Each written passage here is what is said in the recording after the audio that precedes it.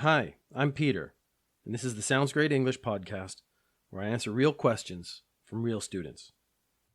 A little while ago we did a lesson on nouns and verbs being the same word but with a different accent. In that lesson, we did an object, a thing, or to object, to disagree. Can you hand me the object on the desk? Can you hand me the thing on the desk? I object to the new rules at the school. I disagree with the new rules at the school. There's another way we can use the word object. In this case, it's the object of the game. The object of the game is to score more points than the other team. That's true for most games, like soccer, football, baseball, and basketball. I practice judo.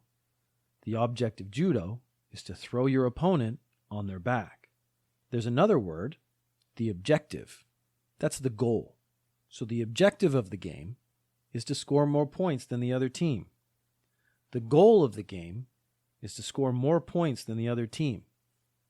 And we also can say the point of the game is to score more points than the other team. So this is three ways you can use the word object.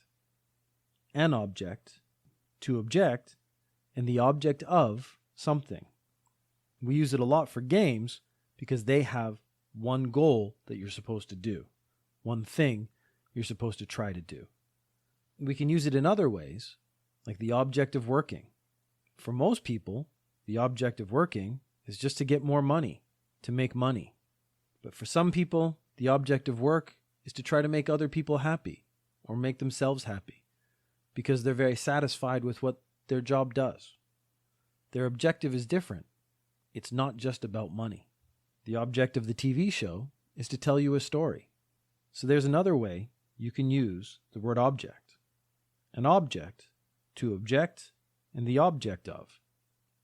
If you have a question, you can email soundsgreatenglish@gmail.com, or you can visit soundsgreatenglish.com, where you can find links to TikTok, Instagram, Twitter, and YouTube.